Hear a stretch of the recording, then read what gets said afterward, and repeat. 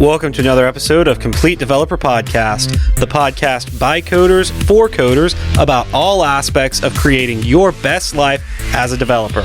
I'm Will, the accomplished developer and aspiring software architect. And I'm Beej, the journeyman developer, sharing my journey in development. Complete Developer Podcast is supported by listeners like you. We are now on Patreon at www.patreon.com/Complete Developer Podcast. I like to move it. I like to move it. You got to move that data around. Unless you regularly work in low-level languages, networking protocols and the OSI model are not something you think about very often. However, when problems do arise, you have to refresh yourself very quickly. We're going to discuss the OSI model and the 7 layers of networking. We'll briefly talk about each layer, what it does, and how it relates to the others around it. But before we get started, Will, what have you been fighting this week? Well, I talked about this on the live stream, but I've got to tell the story again. So we were getting a new fridge, and it was supposed to be delivered last Thursday. So I took a day, worked from home, all set up. They show up, they get it off the truck, they go and look. And, they can't figure out how to turn off the water. So they look under the sink and they're like, oh, there's no cutoff under here. And, then we walk out in the front yard. The guys look at the Nashville Electric Service box and go, oh, we need to get in there to turn off the water, which should have been my first clue. We go from there to the actual water cutoff in the front yard. But it's kind of between my house and my neighbor's house. And so I go over there and, of course, these guys will not touch the pipes. Even though they install dishwashers, they won't touch plumbing. But whatever, man. So I'm like, I'll take care of it. You look at me, I kind of look like somebody that would just go ahead and handle that. So I reach down in there with the pliers and I start to grab and I twist. My neighbor comes out. What are you doing? Why are you cutting my water off? I'm like, oh, it's my water. It's my connection. He goes, no, I'm pretty sure it's mine. He goes, well, actually, I don't know. Hang on a minute. He goes in his house, turns on the water in his sink and leaves his front door open. I had my front door open with my water running in my sink so we could hear it cut off. Close it up. Wait a minute. Keep waiting. Water keeps running. Both houses. We don't know where that goes. You cut somebody's water off. We either cut somebody's water off or the valve was broken. Yeah, and so then, then we'll go back inside and it's like, okay, well, we got to find a cutoff inside the house, which turns out it's right behind me here in the server room, but I didn't know that. Yeah. So what the long and the short of it was the refrigerator was off the truck and could not be installed. So they had to put it back on the truck and go.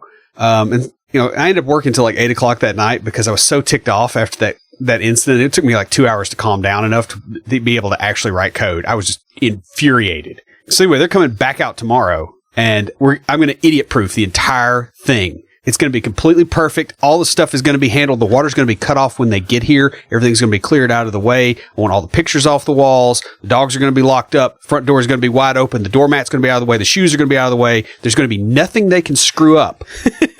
And yet something will happen. Something will happen, I'm sure. No. But between point A and point B, I intend to not have this problem. And, this kind of highlights something that I've felt at various points in my life. Do you ever look around and realize just how much time you lose to people that don't seem to be able to pour water out of a boot with instructions on the heel? Yeah. So I might sound a little frustrated at the moment. So how about you? That was great. We just hired a new guy to handle some of our database stuff and focus on creating reports. So I'm actually in a pretty good mood because that means I don't have to do that. Right. Though I was in the office all day today helping him get set up and settled in. Very worthy sacrifice of my time because it's going to be great. I was recently on our sibling show, Junior Developer Toolbox. I know you were on there not too long ago. I was talking about what it's like working for the government. That was interesting because both Dave and Aaron have government technology experience, though we did have some technical difficulties right around the middle of the recording. Same kind of stuff that we've run into with using similar technologies. Just finished watching Full Metal Alchemist Brotherhood. So when writing this episode, I really wanted to compare the 7 layers of networking to the 7 homunculi, which are based on the 7 deadly sins. That's what was going through my mind at the time. If you haven't seen the show, it's really good. I'm told that it was closer to the manga than the original 2003 show. I watched that back when it was on because some of our friends were like, you got to watch this. And so I did. I'm like, all right, this is actually an anime I could enjoy. So I don't really watch much anime, but I enjoyed that one. I liked how they used the animation to convey the maturity of the brothers so that it was more childlike at the beginning, but becomes more serious with sharper lines towards the end.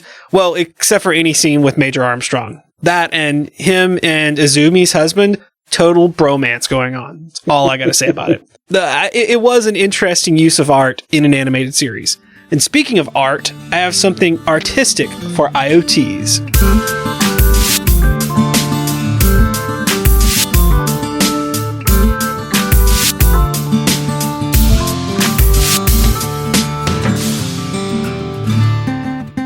This week for IoTs, I have a project called Arty IoT. And this IoT project is for the artsy or fashion-minded in the audience. You'll create a necklace of dangling lights that you can control by changing the color or turning them on or off. It uses a web-enabled Arduino and requires a little bit of knitting or sewing skills. This tutorial was actually really great because it broke things down and be really good for beginners, showing lots of detailed images. The project looks like something that my nieces would really enjoy, though they likely need a little bit of adult help for some of the sewing parts. Sharp objects tend to do that. Yeah. So who's talking to us this week? Well, we grabbed an email from Doug. Said, could you do a show about unit tests or software testing in general? I do some Python programming and would like to include automated unit tests, but I don't even know what they look like. I have the tests at the bottom of my functions, but I'm sure that it is not complete. I would also like to hear a show with Ethan Banks from the Packet Pushers. He is a top-notch network engineer who has been migrating from a variety of tools to network automation using Python and APIs. I've been enjoying your shows and listened to each one. Doug, thanks so much for the suggestion. We do have unit testing as an idea in our backlog, and we'll probably get to that within this year. As for Ethan Banks, we don't have guests on very often, so we'll have to see about scheduling something. What he's doing does sound rather interesting. I do hate to admit that I had not heard of that show before reading this email. Had you heard of it? I hadn't, but I'm actually kind of limited on the number of development podcasts I listen to. I used to listen to a ton, and now it's just 3 or 4. There's a lot out there, so yeah. I tend to stay towards the ones in my realm. Yeah, and I don't listen to as many of the general development podcasts as I did, say, 3 or 4 years ago when I first started. So yeah, I've got to where I kind of mix it a little bit because I found that I was getting a little burnout. Yeah. So Doug, send us an email with your contact information because we've got a Complete Developer water bottle just for you. Guys, if you'd like your very own Complete Developer water bottle, leave us a review in iTunes or comment on the website or any of our social media. We post all our episodes to Twitter, Facebook, LinkedIn, and Google+. We're also on Instagram, Path, and Tumblr, and as of tonight, YouTube. So we did our first YouTube live and we'll be posting more stuff on there. You can check us out every week on Facebook and Twitter and Periscope and YouTube Live on Monday nights. We talk about what's going on in the tech world and answer a few listener questions. Join the conversation anytime via Slack by going to slack.completedevelopernetwork.com. It's that time of year again.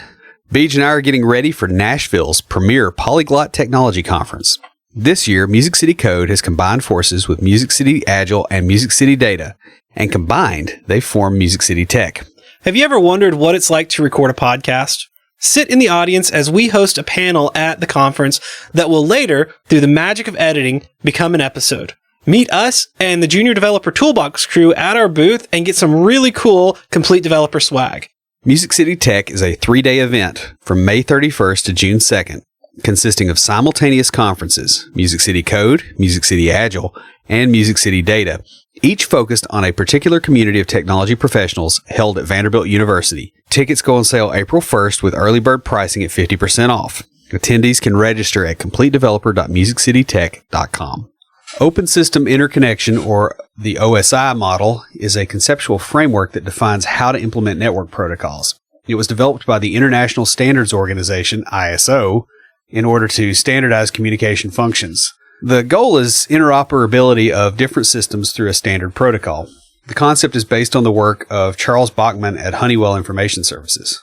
OSI breaks network communication into 3 upper and 4 lower layers for a total of 7.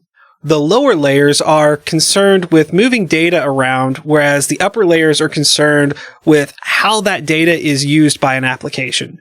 In the 4 lower layers, you have a data transmission layer that is then wrapped in an error prevention layer. And the 3 upper layers focus on the control of a connection and then the presentation and interaction with the data. These layers do a specific job and then pass the data onto the next layer, up or down, depending on the direction of the flow. Each layer is a set of protocols for communicating to other devices at that level, also known as peers. They exchange what are called protocol data units, PDUs. We're about to go into abbreviation purgatory here in a minute. Oh, yeah. There's 7 layers of abbreviation stuff. Oh, no. I also thought about comparing this to the 9 circles of hell in Dante's Inferno, but, I refrained from doing any of those kind of comparisons. Yeah. Well, I mean, I'm not sure which one is sloth, That's really the trick. The physical layer. Yeah. Each PDU contains data to be transmitted in the form of a service data unit, SDU, as well as a layer or protocol-specific header and or footer. Data is like an ogre or an onion. It's wrapped in a lot of layers and probably stinks. You like that? That's one of Beach's little show notes in here. All right. The data is then processed following a certain pattern. Data that is to be transmitted is composed at the topmost layer of the transmitting device into a protocol data unit, PDU. That PDU is then passed down to the next lowest layer, where it is known as the SDU. So what at a higher layer is the protocol unit, at the next layer down becomes the data that layer is passing. At the next lowest layer, the SDU is concatenated with a header, a footer, or both, producing a PDU for that layer, and then is passed down a layer. This process continues until reaching the lowest level from which the data is transmitted to the receiving device. At the receiving device, the data is then passed from the lowest back up to the highest as a series of SDUs, or service data units, while being successively stripped from each layer's header and footer until reaching the topmost layer, where the last of the data is consumed. Yeah, and so this sounds kind of complicated, so I'm going to give an analogy that I think is probably useful. Those Russian nesting dolls, like where you have the doll and you put it inside the other doll and you put it inside the other doll? Well, yeah. Imagine that your data packet, the stuff that you actually want to send, is a piece of candy that's in the innermost doll. And every layer you go down, you put it inside another doll, and then I hand the doll to the other person. The other person takes the layer off, all the way down to the candy. Right. That's how that protocol stack works. Except for the fact that the candy is at the topmost layer.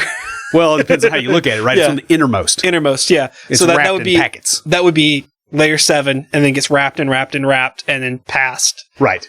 So that I like that. I could have used that last night when I was writing this episode, but I figured it out. Yeah.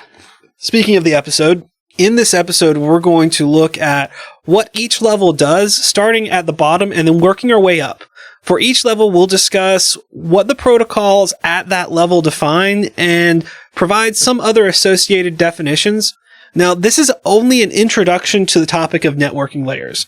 This is not a matter of overcomplicating a simple topic. These are difficult and deep concepts that we're just scratching the surface on in this episode. Yeah, I had an entire class in college on this, and we just scratched the surface in there. I was going to say, we could do 2 months of episodes on just what I found researching this, doing 1 layer per episode and then 1 on how they all connect, and still barely get into it. I can completely see how an entire semester would just barely scratch the surface after digging into this. It just keeps going. And, sometimes I like to understand where things started and how they came about. So go to like the very base and move up. And this is just, it goes so far back into like telecommunication protocols and, way, way back to... Yeah, things get nasty when the core problem you face is physics. Yeah. Especially the physics of electromagnetism and metallurgy and material science and all that stuff. Like, you're dealing with all those things at the basis level. So that's why this is so rough. And speaking of physics, we're going to start talking with the lower layers. The very first one is the physical. And the physical layer is concerned with transmitting and receiving an unstructured raw bit stream. And this is done over a physical medium. This is your signal going out over the wire, or over the fiber optic cable, or whatever it happens to be. And the protocols here describe the electrical, mechanical, and functional interfaces of that medium. An example of layer 1 protocol are the standards around Ethernet cables and how they're laid out so that all Ethernet ports function similarly. Yeah, and you weren't over here when we wired and ran Cat 6 here in the house. No, I wasn't. I remember you telling me about it. You have to lay the cables out. They're color coded, and and I can't ever remember the order. Although there's a piece of paper over there that has it probably. But the cables are color coded, and you lay them out flat, in a certain order, and you cut the ends. And this is cables inside the cable. Yeah, it's twisted pairs, and you have to lay them out, and you cut the ends, and you put the cap on, and you have to clamp, and then you have to test continuity. Those cables are expected to be in the same place because otherwise stuff doesn't work.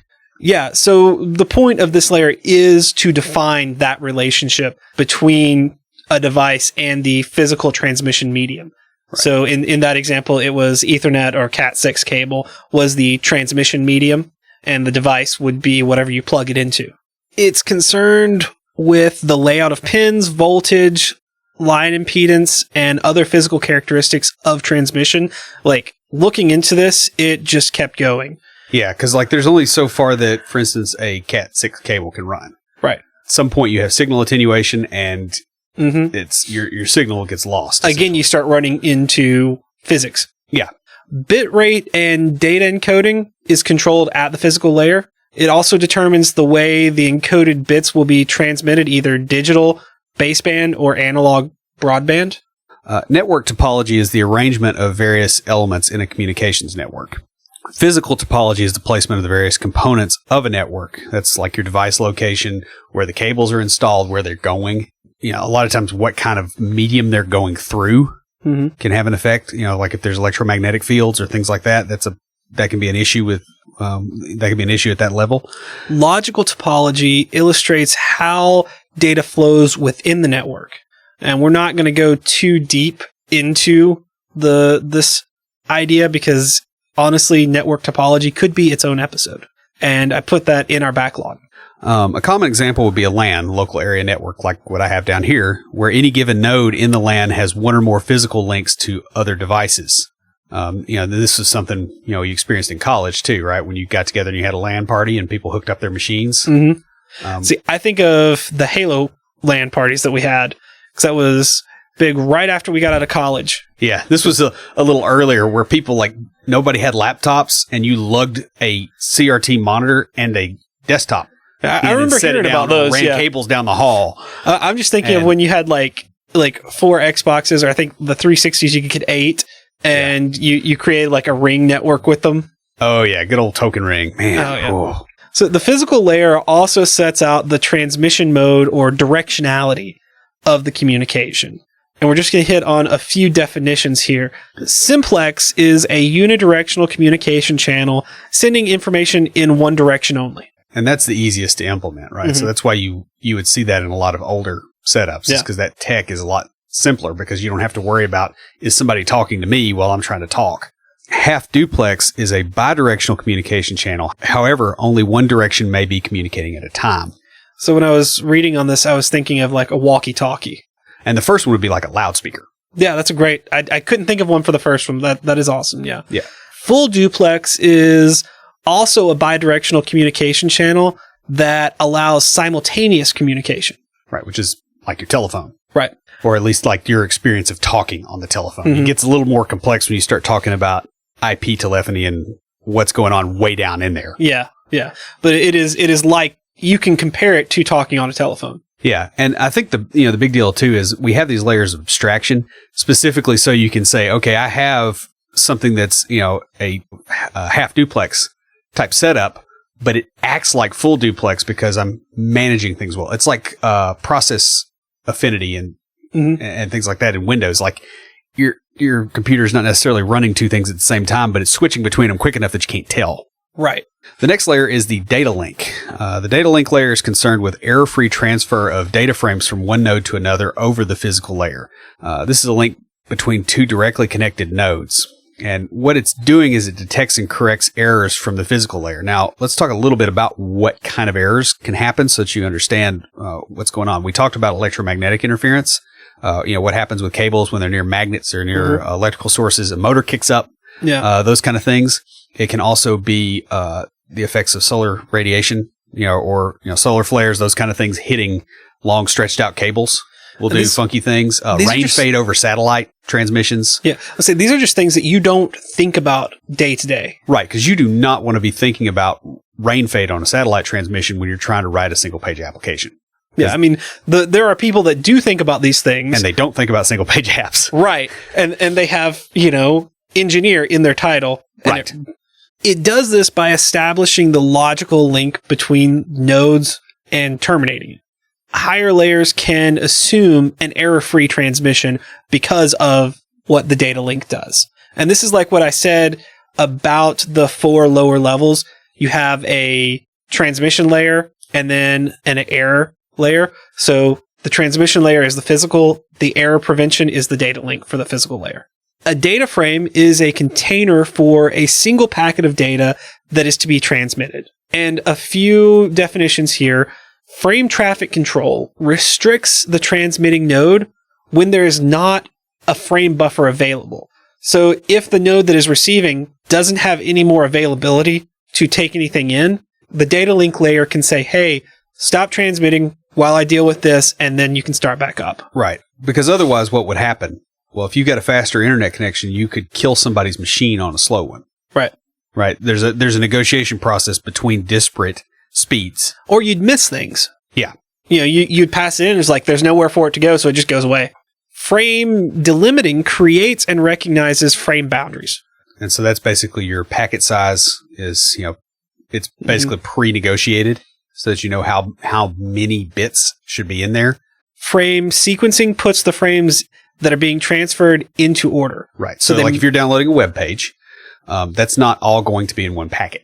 Mm-hmm. It's going to be a bunch of separate packets and they're being transmitted. Some of them are failing due to errors. So you've got to have a sequencing thing so you can recreate that chunk of data and then interpret it. Mm-hmm. And speaking of errors, frame error checking makes sure that the frame's integrity is intact. Right. And this is where you do like, CRC, cyclic redundancy checks. You do a mathematical operation that's one way on the data in there and get a result out of it. And you pack that in with it. And so when it goes to the other end, they check the data again. And if it doesn't match, they throw it out and get it again. Right. Frame acknowledgement is a way in which the data layer prevents errors by requiring retransmission of frames that were not acknowledged. So when that happens and it says, hey, I got what I was expecting, it sends an acknowledgement back. When that doesn't happen, it doesn't send an acknowledgement and says, hey, resend that.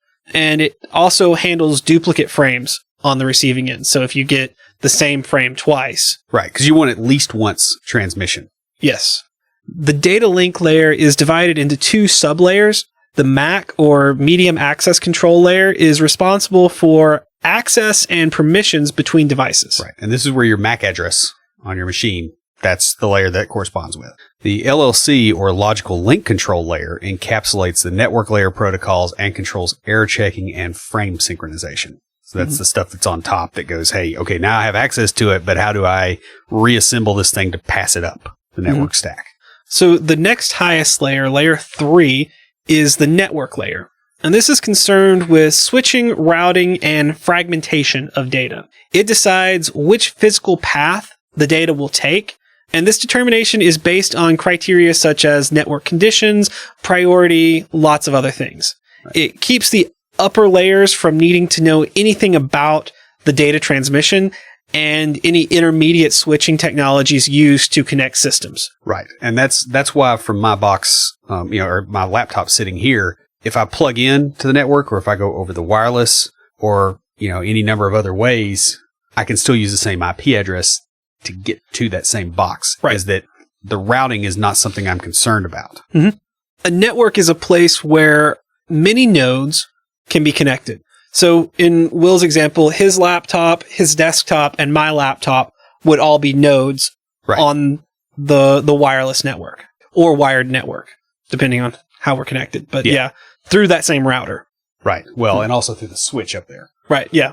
Each node on the network has its own address, and this provides a connectionless communication, meaning that data packets can travel to a recipient without the need for an acknowledgement at this level. Right. We'll get into the other part here in a minute. Yeah. That's actually the next level up. This allows the network to find a way to deliver the data to its destination. So what's sending, like the higher up, what is sending the data doesn't care how it gets there.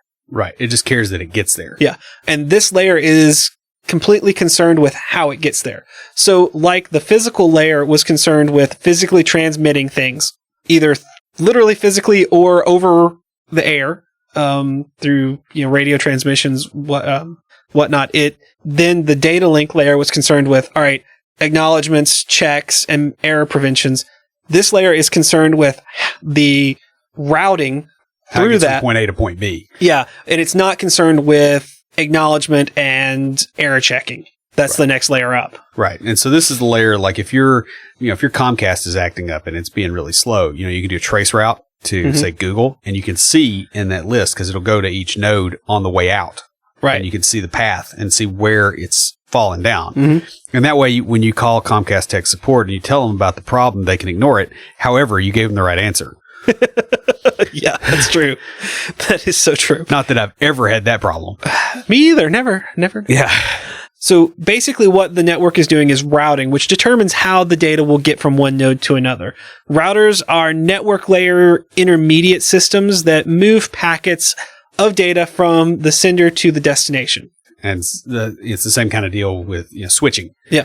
And that's why I've got a switch and I've got the router down here, because let's say that somebody's upstairs and they're on the wireless network. I don't want that going over the rest of my network. I just want, from them to the router and then out. Yes. Whereas if it's on a hub, it's going to be everywhere. Mm-hmm. So it kind of cuts down the congestion of traffic. Yeah. So this path may mean going through intermediary nodes, like Will was talking about, to get to the final destination. So when you do that check, you may not go from you won't go from your laptop directly to the Google servers. Right. It doesn't even matter. If you're at Google, you're not going to do that. Yeah. It goes through an intermediary to reach the final destination, and no bad movie jokes, please. Well, like just to talk about, kind of what goes on, like I have 30 hops between me and Google right now. So, I just ran a trace route. It's going out, it went out through my router, and then went through some host that I don't know what that is. And then it goes to some place on Hicks Road. And then it goes out through Comcast, and then it goes through multiple layers of Comcast stuff, and then starts getting into IP addresses that I don't recognize. It eventually will go through Virginia, and then it'll hit Google. Interesting.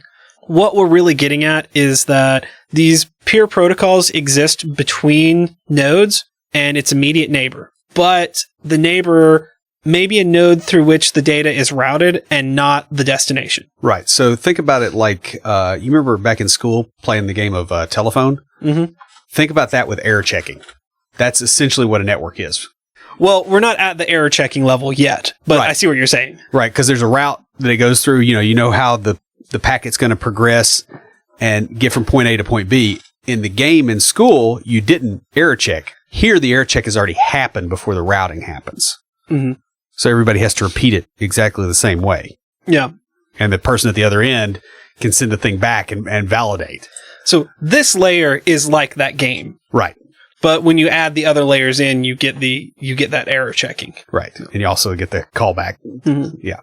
So what this does include is some traffic control, as routers can tell a sender to refrain from transmitting if all the buffers are full. Right. And I have that set up here. My wife and my daughter get on Netflix, and it goes through the router here. I actually have got it where it does not allow them to use more than a certain amount of bandwidth, because otherwise everything dies down here. Yeah, that makes perfect sense. Right. Now, thus far, they've not been able to strain it because it is Cat 6. Yeah, that's nice. And I paid for the high end like the highest end home connection that I could get. Nice. And so the Netflix traffic does not seem to damage it. But I mean, this is what, Comcast and some of those other companies, it's also why they throttle some of these too, because if they didn't, they would have problems. Now they're also in competition with Netflix. So that makes it a little bit more of a murky area. So speaking of throttling, usage accounting functions keep track of packets forwarded by intermediate systems. And this can help with billing information. Right. Microsoft said that. I don't know why I put that in. I was drinking rum. Well, back in the dorms, we had the network set up there, and they would monitor and see who was using the most bandwidth. Mm-hmm. Because there were certain people that really used a lot, and they were, this was before the days of torrenting. I think it was like LimeWire or something was kind of coming out. It was one of those early. Oh no, the torrenting or it wasn't BitTorrent though. It was some other file sharing. It was what was the one? The music one. The net something. Yeah. That Metallica lost a lot of fans over. Yeah. There was that, and then there's also a lot of people playing games, and so they would do QoS, quality of service stuff to shrink down that traffic and go, you can't have full speed gaming when everybody else is trying to study for finals.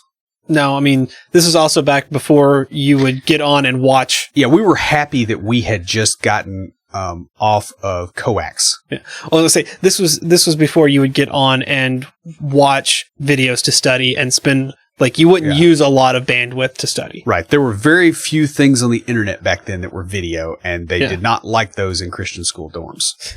On average. This was 1998 to 2002, roughly. My dorm had the Cat5 connections, and we were the new, they had just put that in. And you were the new hotness. Yeah, and yours still had the old, not token ring, but like the coax cables, where every so often, one card in the building would freak out and everybody's internet goes away. Yep. I remember that. Good old packet storms. Frame fragmentation is the breaking up of a packet into smaller frames of data to be reassembled on the receiving end. And this happens a lot when the downstream router's maximum transmission unit, MTU, is smaller than the packet size. And each frame fragment of the original packet is sent independently and then sorted and put back together on the receiving end at this layer. Right. And the point of this is so that you don't have to actually go all the way, trace your whole route to the other box to figure out the MTU for that transmission channel. You just send the stuff, and any device that's in that path fixes that, because then you can swap devices out as you go. And how it gets to the destination doesn't matter. Right. And it can change during a transmission. Right. But in some cases, this layer determines that, and that MTU is the next node. Right. So if the next node's MTU is smaller than your packet size, you're going to break it down. Right. The final layer in the lower layers, layer 4, is the transport layer. And this is concerned with delivering error-free data without loss or duplication. So just like the data link layer was the error protection layer for the physical, this is the error protection layer for the network layer. Right. And so this is where you go from, for instance, your network layer would be like UDP. Mm-hmm. And this is where you go to TCP/IP. Like UDP, you send a message, you don't know that they got it. Whereas TCP/IP, they send an acknowledgement. That's extra traffic, but you know that you actually got it. Yeah, we'll talk about TCP in just a little bit. So you're thinking right along the same lines I was. I almost got the Network Plus cert. I should have done that when I was in college, because I would have passed it with flying colors. Because that was Hood's class. Oh yeah, you would have been good. Yeah. So when you get a guy that does high energy physics, like that's what he got his PhD in, and he's talking about network topology and how the physics goes into it, it makes a difference. So the transport layer removes the concern about the transfer between peers from the higher levels. How much is needed in the transport layer really depends on the services available from the network layer. The larger and more complex the network layer, the smaller the transport layer needs to be.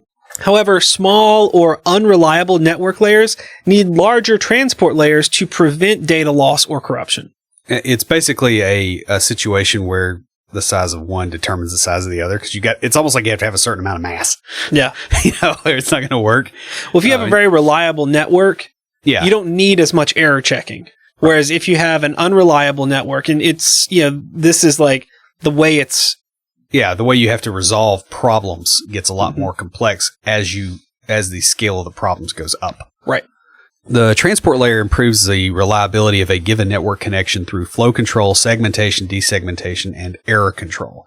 It controls the flow by telling the transmitting node to slow down or stop if the buffers are full. Again, this is pretty similar to other things we've seen lower down. Data is split into smaller frames in order to be passed down to the network layer. Transport layer can accept relatively large messages. There are strict message size limits, though, imposed by the network or lower layer. Right. And that's typically based, again, on your MTUs. And those are typically based on like physical memory. Yeah. It goes down to where, like, when we were talking at the data link layer and the physical layer of, the data link layer handles the frames and frame delimiting and that kind of stuff. Well, that's what determines the MTU at the network layer, which then determines the size of the message at the transport layer. So like these all interrelate. That's why I said we could have one whole episode just on how the layers interrelate. Session multiplexing puts several sets of data or messages into one logical link and tracks which messages belong to which sessions. So that's sort of like, it's sort of like at the data link layer where it puts those frames that were fragmented back into a sequence. This does this, but for the network layer. There are 5 classes of the connection mode for the transport layer, ranging from class 0 to class 4. And I really love the 0 indexing here. I mean, just the nerd in me loves it. Class 0 contains no error recovery. Right. And this is for you'll see this with a lot of real-time type systems, or things where you can have a packet drop and it's okay. Yeah. Like for instance, we were streaming video, right? If we were transmitting that and it's like nobody's going to encode this and do anything with it, they're just watching it. Well, if they miss a frame, that frame's gone. There's another frame coming. Yeah, and the frames are, we're transmitting at a very high frame rate. Right. So one dropped frame is not going to be a big deal. We may look a little choppy in our movement, but that's about it. Right. And it would degrade the quality of the stream to go back and recover those skipped frames, because now it's going to get even jerkier and it's going to create network congestion. If you got a bunch of people hitting that, now you have a cascading failure situation. Yeah, and it's designed for use on network layers that provide error-free connections. Now, class 4 is really the closest to your transmission control protocol, or your TCP. Right. Packets may be lost, duplicated, or delivered out of order when passing over the wire, but TCP fixes these problems and provides reliable, ordered, and error-checked delivery. Right. And again, this is something that we could really go in-depth. Like, I probably spent 45 minutes just reading about TCP IP. Yeah. And I pulled this one point out of that because I'm like, all right, let's hit the highlight, but we're going to have an episode on TCP IP. Yeah, just how the whole handshake happens, and all that kind of stuff. Yeah. That's coming down the line. So for your upper layers, you have your session. That's the layer 5. Right. And the session layer is concerned with establishing, maintaining, and ending connections between applications. Again, under the hood, this is stateless. Mm-hmm. The session is basically creating state. Right. Right. That's why we call it that same thing in the web. This is not a web session. It's, hey, this is a conversation between two people or two nodes talking. And so it provides for full duplex, half duplex, and simplex operations. Even if it's a one-way communication channel, it's still a session. Mm-hmm. It also establishes ways of checking, ending, and then restarting connections. So, like, I think when I see session, when I was writing this, I was thinking of my data access layer where I'm connecting my repositories to my database. Right. You open a connection and then you talk to it and you do the things and then you disconnect. And I have a session provider factory that creates the session, and then I call the session from the repository. Right. So that's what I was thinking about the whole time I was writing this. And the deeper I got into it, the more I'm like, hey, this actually is what I'm doing. It was one of those things where I'm like, how can I relate this to what I'm doing and understand it? And sometimes I'm a little bit off and you're like, that's not exactly what you're doing. But the deeper I got into this, the more I'm like, hey, I picked the right one. Yeah. because you keep going deeper down and eventually you get to something that does not have state. Right. And that's the point of this whole thing. So your session layer allows for the establishment, maintenance, and termination of a session. And a session, in this sense, is that connection between two machines or applications, and it provides support for the session through processes to allow the communication and security. Right. And this layer is responsible also for the graceful closure of a session. So in other words, have you ever been on a phone call where somebody has just disconnected in the middle of talking? That's a disgraceful termination of a session. I hate it when that happens. Like, my mom has this one little area that if she's driving and we're on the phone, if I'm talking, I'll just cut off. Right. Like if she's talking, if it's transmitting, it stays, but it's going between towers. And if I'm talking, it just cuts off, and I don't know that she's not hearing me because, like, I may be telling her a story, I may be telling her, explaining something, and I'm talking, and then I finish, and there's nothing, and you don't know which packets she got. Right. Right. So if you got a machine on the other end that's acting on those packets, mm-hmm. you have to reestablish contact and go, okay, what did you get? You know, where were you in the process? What do I need to send you? Right. Kind and you go through the exact same protocol you would with talking to your mother, except you're talking to your mother in order. Well, okay, some of your conversations you do kind of go on. So maybe this is actually a fairly accurate metaphor for this. No offense, man. Sometimes you can't land the plane. Hey, man, I have been working on that since I was in elementary school, and I've gotten better. You got to admit, I'm better than I was in college. That's true. You know, and in college, I was a lot better than I was when I was 5. Yeah. So, this is part of the TCP. Checkpointing and recovery typically are not used in the Internet Protocol suites, TCP/IP. Right, because there's this whole handshake protocol. Right. For that stuff. That kind of takes care of that. But these are parts of the session layer. And part of the reason, too, is that, when you're getting up to this level, now you're starting to run into a lot of compression things that are happening, mm-hmm. a lot of encryption, just a lot of things that make it complicated to check. Mm-hmm. So the next layer up, layer 6, is the presentation layer. And this is concerned with transforming and translating data.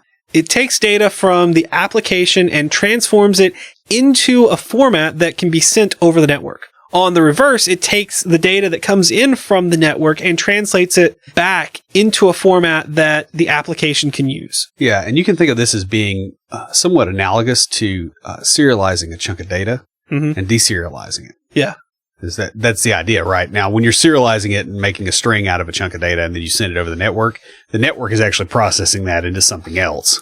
So what I was thinking with this, just sort of as I was writing this out, was if the lower levels were how I was sending information back and forth. The session layer was, all right, here's that connection and, maintaining that. The presentation layer was really where I'm working in my API. Right. And the application layer, which we're going to talk about next, was the UI.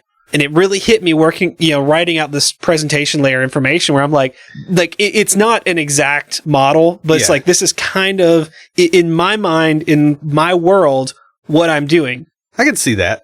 It made sense to me where, like, all right, application is the UI, presentation is shaping it for the UI. Yeah, it's the API. It's like applying the business logic to it, either one way or the other. The session is my repositories. It's like my connection to the database. And then the lower layers are how it gets to the database and back. I can see that. Yeah, it made sense to me that way. It may help other people understand it to think of it that way. Because it's really understanding how the layered abstraction does this, not mm-hmm. necessarily really getting into the nitty-gritty as much. Yeah.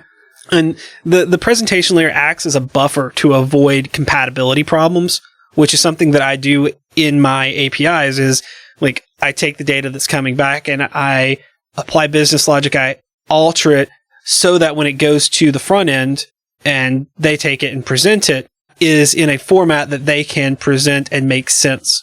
Right. And we used to run into this a lot more, back in the day. Like, we had that episode on strings. Mm-hmm. For instance, the difference between a big Indian string and little Indian and ASCII and Unicode and EBCDIC and, trying to negotiate some kind of protocol and stuff this data into that. Oh yeah, I read all about that. Like the ASCII and ANSI and all that stuff was in the material I read, and I kind of left a lot of that out because I thought that was going too far down the rabbit hole. Yeah. We'd already kind of talked about it a little bit in the strings, and we can get into it in a future episode. Yeah, the big thing is when you send a byte array to somebody, you want the byte array to mean the same thing to them that it meant to you. Exactly. Right? It's sort of like cross-cultural gestures. Mm-hmm. There's certain gestures you don't make to, I don't know, Italians that you would make to Americans and not think anything of it. There's certain gestures you don't make to British. Yeah. And you make to Americans and don't think anything of it. Yeah. There was a whole list of things when my first trip to England, which was through school, that I was told not to do. Yeah. And did you put a blank by each of them and check them off and got them? That's what we always did with the rule books. Yeah, well, but and that's what the presentation layer does. Is it has those rules, and to me, like I said, it has the business logic. It has the all right. Let me put this into terms that make sense here. Right. Well, because a peace sign in England still means peace, but you turn it around, and like over here, it would usually mean two. Right. But over there, it means something a lot different. Yeah, and that's and anyone from England that listens, correct me if I'm wrong. I like the people that told me this may have been mistaken. That'd be funny if they were, but yeah. But think about things like from your web browser when you have to send stuff back to your server. Mm-hmm. If you need to send a question mark in that data and it's in the query string, right? You have to shape that data so that the other end doesn't go, oh, this is the beginning of the query string. Oh yeah, this is where you parameterize your SQL that you're sending in so that you don't get SQL injection errors. This layer is how you avoid Bobby tables. Yeah. Speaking of which, it provides that data conversion, compression, and encryption, and converts data to the best format for the application or the best format to be passed through the network. The one term we're going to talk about is data compression, and that reduces the number of bits that need to be transmitted. So it takes that information from the application layer and compresses it down, takes out the superfluous information, because, as Will pointed out at the beginning, you're going to be adding things onto it to send. So it takes that candy and it pulls out just the candy. It takes the wrapper off. Yeah, it takes the wrapper off and all the extra things so it will fit in that first doll. Right. Because you're going to be adding a lot of stuff to it. So you want to reduce it down as small as you can to have fewer frames, fewer packets, fewer messages that could get missed. Yeah, and you don't really, like, this doesn't matter as much in home networking, but like if you're transmitting packets around the world. Like I had a friend who was working for a company that insisted on sub 25 millisecond latency between two of their offices. Okay. One of their offices was in Hong Kong. Their other office was in California. And this was back in the days when all the cables that were first laid went across the Atlantic. Okay, y'all can't see my face, so yeah. So they were going round and round with him going, well, can't you fix the speed on this? And he goes, look, if I could fix the speed on this, I wouldn't be working here. Yeah. I would be taking my hyperdrive and going somewhere cool. Yeah. Because that's the level of intelligence you need to override physics. Yeah. Like that. Like totally. Transmission is not happening. And the other thing that this does is it encrypts the data for security purposes. Right. And that avoids your man-in-the-middle attacks. Like if you have a compromised router, if you're sending HTTP clear text, they can see it. This is why you want to go to HTTPS. Yeah. And this is something that we were discussing just earlier before we started recording is with Google. And, we've start penalizing you on your SEO now. We've talked about Google really enforcing a lot of rules and stuff, and it's kind of good, bad. Yeah. But, I kind of agree with them. It stinks for us because that means we have to do some extra work to get an SSL, or actually it's TCL or something. TSL? We got to get a cert. Yeah, we've got to get a cert for that, so. Yeah, I mean, Google's basically acting like the bouncer of the internet. Which is good and bad. I I like that it is being enforced. I'm not sure I like the way it's being enforced. Yeah, well, I mean, the main thing that they're doing is they're dinging people in search results for not having it, which I kind of get, because it's like, if it's a top Google search result, you kind of want that site to be safe. Yeah. So the final layer we're going to talk about, and the top layer, is your application layer, layer 7. The application layer is concerned with providing users and application processes an interface or way of interacting with the network. It contains resource sharing and device redirection, and also provides remote access to files, printers, other things you need to connect to as we get into more IoT world, connections to those devices. It also allows for network management, email, virtual terminals, those sorts of things. Right. And this layer is kind of open-ended at this point, right? Because we also like to stack layers on top of those layers to make it even more complex. And the application layer is basically like, here's the beginning of this, and it just goes from there on out. Oh yeah, there were several things where I was reading that said the OSI model does not deal with this because it goes beyond the application layer. Right, because at that point, it's like, who cares? Like, for instance, you can control things over email. Like you and I could have a protocol stack of our own. Like, we could have written 2 servers that talk to each other over SMTP and have an interaction over that protocol. Now, SMTP is not guaranteed delivery. This is kind of dumb. You don't do that, but you could. It's true. You totally could. We do lots of shenanigans over Dropbox. Right? So Dropbox is packed on top of, I forget what protocol they're using for their stuff. Now, it can't be HTTP. But I mean, you can totally do that. Yep. So the application layer identifies communication parameters, determines resource availability, and synchronizes communication. So it determines the identity and availability of communication partners for an application with data to transmit. So I think of this kind of as, in Angular terms, the API factory. This is just basically where you live. Yeah. If you're a developer, most of the time, this is the area where you're going to be. Yeah. I mean, this really is where you're going to be. Whereas, like, when I was talking about the 3 upper layers, that was more of a model. This is where that model lives, is in the application layer. The layer or the protocols in it don't determine resource availability, but the logic in the application at this layer does. What is done at the application level is specific to the application or set of applications.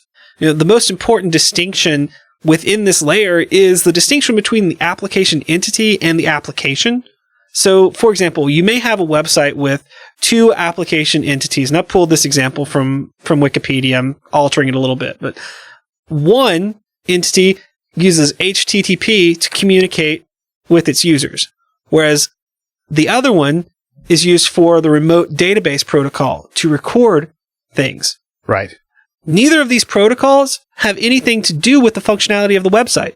Like, what the website doesn't matter to these protocols at all. Right. All they care about is, hey, I'm sending data up to be presented. Hey, I'm sending data down to be stored or pulling it from the storage.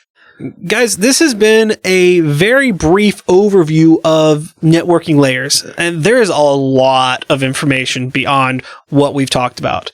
Use this as sort of a starting point to learn more about how the application that you are writing is passing data around. Now, while most of us developers will not get into the lower layers except on rare occasions, it is kind of good to know some of the basics of networking so you can better diagnose and debug problems when they arise. That pretty much wraps us up. Before we close everything out, Will, what do you have for us this week for Tricks of the Trade? Well, I just want to point out again just how many layers of complexity there are in all the stuff that we're doing. It's very easy for us to talk about things like how complex JavaScript is, for instance, and how complex web development has gotten.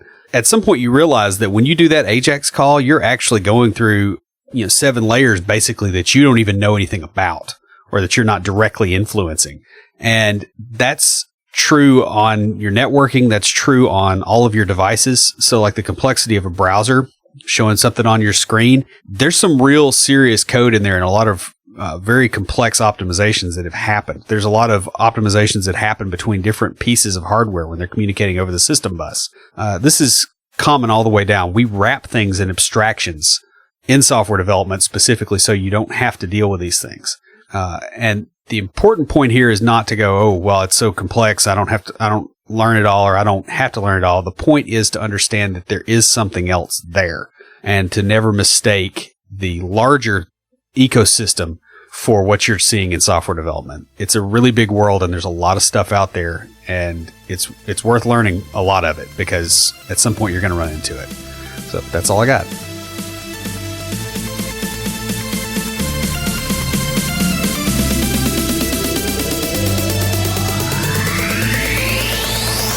Stand by for Titanfall. If you have a question or comment, please email us at neckbeards@CompleteDeveloperPodcast.com. Our theme music is an excerpt from Stand By for Titanfall by Pure Bells, available on SoundCloud and licensed through Creative Commons. The intro music for IoTs is Hillbilly Hip Hop by Jason Belcher. For references, show notes, and to sign up for weekly emails with extra tips and insights, be sure to check out the website at CompleteDeveloperPodcast.com. You can also follow us on Twitter at CompleteDevPod and like our page on Facebook to keep up with news about the show. Catch us each week as we broadcast live, talking about what's going on in the tech world and answering listener questions. Learn more about all of our shows and groups by going to CompleteDeveloperNetwork.com, where you'll find links to Junior Developer Toolbox, Developer Launchpad, and our other communities. Thanks for listening. See you next time.